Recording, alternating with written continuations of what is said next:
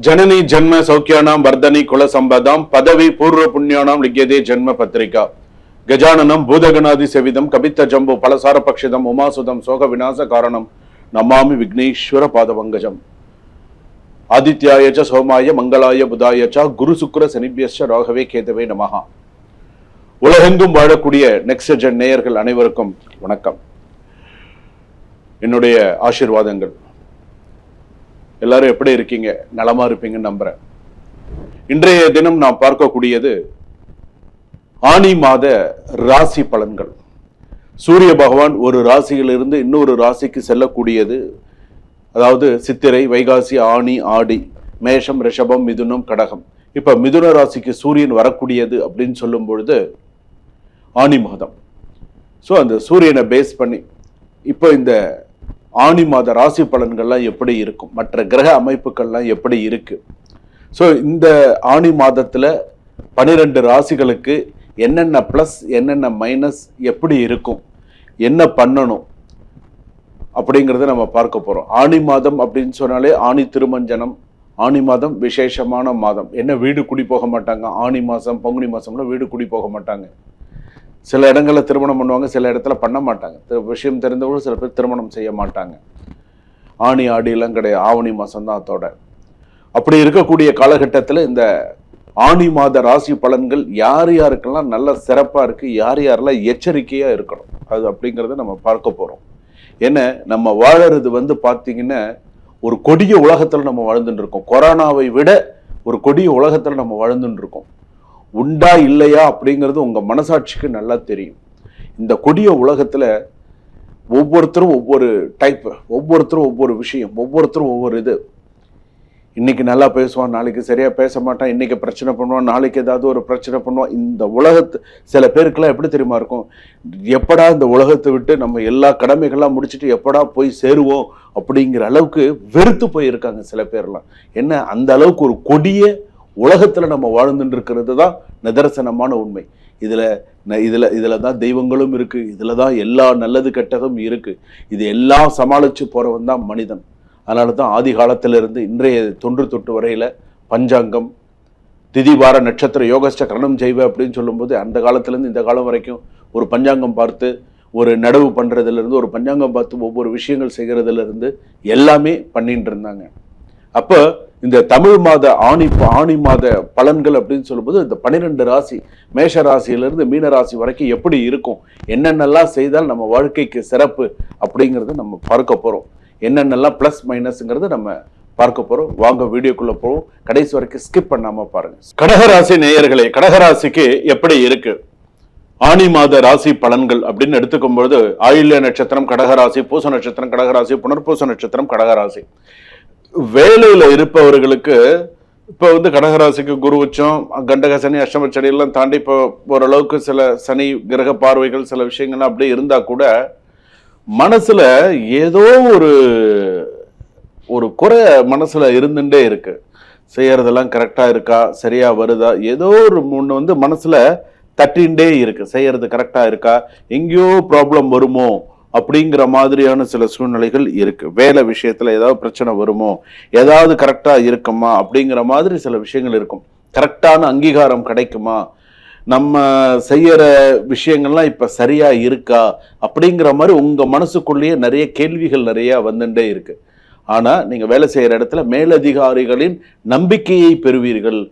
பரவாயில்ல, இவனை நம்பி இந்த வேலையை கொடுக்கலாம், இவனை நம்பி இந்த ப்ராஜெக்ட் கொடுக்கலாம், இவனை நம்பி இந்த வேலை செஞ்சா இவன் சிறப்பா செய்வான் அப்படிங்கிற அளவுக்கு உங்களுக்கு பேர் இருக்கும். பணியிடத்தில் உங்கள் மதிப்பு உயரும். உங்களுக்கு அந்த ரெஸ்பெக்ட் அப்படிங்கிறது உங்களுக்கு நிறைய இருக்கும். கோவப்படாம பக்குவமா வேலை வாங்கறதுக்கு பழகுங்க. இப்ப நீங்க ஒரு கடகராசியா இருக்கீங்கன்னு சொன்னா வேலை செய்யற இடத்துல சக ஊழியர்கள்லாம் இருப்பாங்க. பக்குவமா பழகுங்க, பக்குவமா இருங்க, அதுதான் சிறப்பு.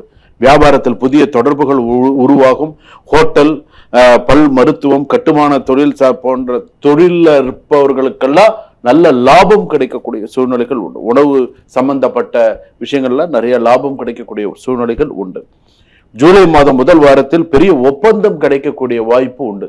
ஜூலை ஃபர்ஸ்ட் வீக்ல எல்லாம் இந்த ஆனி மாசத்துல ஒரு நல்ல ஒரு ஒப்பந்தம் ஒரு சைன் பண்றது, முக்கியமான ஒரு ப்ராஜெக்ட் சைன் பண்றது, இதெல்லாம் உங்களுக்கு வரும், நிச்சயமா வரும்.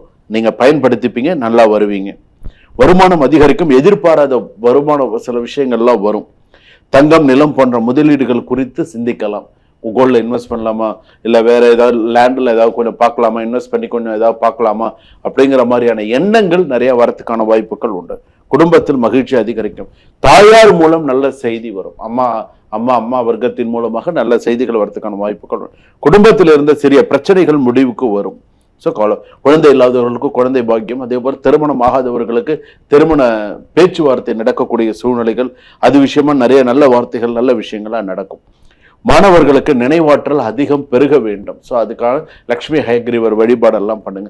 வெளிநாட்டு கல்வி வாய்ப்புகள் சிறப்பாக இருக்கக்கூடிய சூழ்நிலைகள் உண்டு. ஆசிரியர்களின் ஆதரவு அதிகமாக கிடைக்கும். ஸோ பயன்படுத்தினீங்க அப்படின்னு சொன்னா சிறப்பு. ஒண்ணு, வெளிநாட்டில் வேலை செய்பவர்களுக்கு பதவி உயர்வு கிடைக்கிறதுக்கான வாய்ப்புகள் சில பேருக்கு உண்டு. புதிய நாடு அல்லது புதிய நிறுவனத்தை நோக்கி நகரக்கூடிய சூழ்நிலைகள் சில கடகராசிக்கு உண்டு அப்படின்னு சொல்லலாம். ஸோ இதெல்லாம் உண்டு. கடகராசி பொறுத்தளவுக்கு எதையுமே பொறுமையா நிதானமா யோசிச்சு செஞ்சீங்கன்னு சொன்னா நீங்க வெற்றி பெறலாம். அதை மட்டும் ஞாபகம். விசா, பிஆர் சம்பந்தமான போன்ற விஷயங்களில் நல்ல முன்னேற்றம் ஏற்படும். விசா எனக்கு கிடைக்கல, நான் பிஆருக்கு வெயிட் பண்ணிட்டு இருக்கேன், பர்மனன்ட் ரெசிடென்ட். ஸோ இதெல்லாம் கிடைக்கிறதுக்கான வாய்ப்பு இந்த ஆனி மாசத்துல சில விஷயங்கள் சில முயற்சிகள் கைகூடும். ஸோ கவலைப்படாம தைரியமா இருங்க. பழைய வழக்குகளில் நல்ல முன்னேற்றம் இருக்கும். வரி மற்றும் வங்கி ஆவணங்களை புதுப்பிக்கவும், பேங்க் சம்பந்தமான ரிலேட்டடான சில விஷயங்கள்லாம் பெண்டிங்ல வச்சிருந்தீங்கன்னா அதெல்லாம் தயவு செய்து சீக்கிரமா இந்த இதுல முடிக்கிறதுக்கான விஷயங்கள் பாருங்க. மக்கள் தொடர்பு அதிகரிக்கும். அரசியல்ல இருப்பவர்களுக்கு மக்கள் தொடர்பு அதிகரிக்கும். மக்களுடைய ஆதரவு அதிகமா கடகராசிக்கு வரக்கூடிய வாய்ப்புகள் அதிகமா இருக்கு. கலை சினிமாவிலெல்லாம் நிறைய நல்ல விஷயங்கள்லாம் உண்டு. பெண்களால் ஆதாயம் உண்டு. ஸோ நிறைய நல்ல விஷயங்கள்லாம் நடக்கும். வயிறு, செரிமான, நீர் தொடர்பான பிரச்சனைகள் வரும். கவனம் தேவை. உடல் நலத்துல கவனம் தேவை. மன அமைதி கிடைக்கும். நீங்க கவனமா இருக்க வேண்டிய நாட்கள் ஜூன் 20, ஜூலை 4, ஜூலை 14. இந்த நாள்ல நீங்க கவனமா இருக்கணும். ஆனி மாத ராசி பலன்கள் பார்க்கிறோம் இல்லையா? ஸோ அந்த ஆனி மாசம் தமிழ் மாசம் 1ஆம் தேதியிலிருந்து 30ஆம் தேதிக்குள்ள இந்த 3 தேதி வரும். ஜூன் 20, ஜூலை 4, ஜூலை 14 நீங்க கவனமா இருக்க வேண்டியது அப்படின்னு சொல்லியிருக்கு. வாகன பயணத்தில் கவனம் தேவை. ஸோ கவனமா இருங்க. அதே போல நீங்க செய்ய வேண்டிய சில நீண்ட நாட்களாக காத்திருந்த நல்ல செய்தி உங்களுக்கு கிடைக்கிறதுக்கான வாய்ப்புகள் உண்டு. குடும்பத்தில் ஒருவரின் முன்னேற்றம் உங்களுக்கு பெரிய மகிழ்ச்சியை தரும். குடும்பத்தில் ஒருத்தர் முன்னேறி மேலே வரானா உங்களுக்கு அது ஒரு பரவாயில்ல, இவ்வளவு நாள் இப்படி இருந்தான், சரி ஓரளவுக்கு இப்ப நல்லா வந்துட்டான், ஸோ இப்படியே இரு அப்படிங்கிற அளவுக்கு ஒரு சில நல்ல விஷயங்கள் வரும். கடந்த காலத்தில் உங்களை விட்டு விலகிய ஒரு நபர் மீண்டும் உங்களை தொடர்பு கொள்ளுவார். அந்த யோகம்லாம் உண்டு. திங்கட்கிழமை அன்னைக்கு சிவபெருமானுக்கு நெய் தீபம் ஏற்றி வெல்வத்தினால் அர்ச்சனை செய்தால் உங்களுக்கு சகல சௌபாகியமும் இந்த ஆனி மாசத்துல கிடைக்கும். ஸோ இது அப்படியே நீங்க செய்யுங்க. சுபம். வாழ்க வளமுடன். இதுவரையிலே நாம் பார்த்தது 12 ராசிக்கான ஆனி மாதத்திற்கான பொது பலன்கள் மட்டுமே. இந்த பொது பலன்கள் அப்படிங்கிறது ஒரு ராசிக்கு ஒரு மேஷ ராசி அப்படின்னு சொன்னா மேஷ ராசியிலிருந்து இப்ப 4ஆம் இடத்துல யார் இருக்காங்க, 3ஆம் இடத்துல யார் இருக்காங்க, 12ஆம் இடத்துல என்னென்ன கிரகங்கள் இருக்கு, மற்ற கிரகங்கள் எந்த இடத்துல இருக்கு அப்படிங்கிறத கணித்து ஸோ இந்த ராசிக்கு இப்படி எல்லாம் இருக்கும், இந்த இதுக்கு இப்படி எல்லாம் இருக்கும் அப்படிங்கிறத நம்ம பொது பலன்களாக சொல்றோம். இது பாதி பேருக்கு அப்படியே பலிக்கும், சரியாகவே இருக்கும், சில பேருக்கு அந்த அளவுக்கு இருக்கும். ஆனா நம்ம சில ராசி அப்படின்னு நம்ம எடுத்துக்கும் பொழுது இது பொது பலன்கள். அப்போ நம்மளுடைய பிறந்த ஜாதகப்படி பிறந்த ஜென்ம ராசிப்படி சில விஷயங்கள் மாறும். அப்படி மாறும்பொழுது உங்களுடைய சுய ஜாதகத்தை ஒரு முறை காண்பித்து, சார் இதுதான் என்னுடைய பிறந்த ஜாதகம், இதுதான் என்னுடைய date of birth, time, place of birth, இதுதான் இந்த ஜாதகத்துக்கு இதுக்கப்புறம் என்னுடைய பாஸ்ட் இப்படி இருந்தது, ப்ரெசன்ட் இப்படி இருக்கு, ஃபியூச்சர் எனக்கு இப்படி தான் இருக்குமா, எப்படி இருக்கும், என்னுடைய கெரியர் எப்படி இருக்கும், என்னுடைய வேலை மற்ற விஷயங்கள் நான் சாதிப்பேனா, நான் எப்படி இருப்பேன், குடும்பத்தில் அம்மா அப்பா மற்றவர்கள்லாம் எப்படி இருப்பாங்க, கடைசி வரைக்கும் நான் வேலைக்கு தான் போவேனா, இல்லை நான் சொந்தமாக ஏதாவது தொழில் தொடங்குவேனா, நல்லா இருப்பேனா, என்ன மாதிரியான சூழ்நிலைகள் இருக்கும் அப்படிங்கிறத நீங்கள் உங்களுடைய சுய ஜாதகத்தை ஒரு முறை பார்த்து அப்பாயின்மெண்ட் ஃபிக்ஸ் பண்ணி உங்களுடைய சுய ஜாதகத்தை ஒரு முறை டைம் எடுத்துக்கோங்க. உங்கள் வாழ்க்கைக்கான ஒரு நேரத்தை ஒரு 25 நிமிஷம் எடுத்து என்கிட்ட பேசுங்க. அப்போ தான் உங்களுக்கு சில விஷயங்கள் புரிய வரும். வாழ்க வளமுடன்.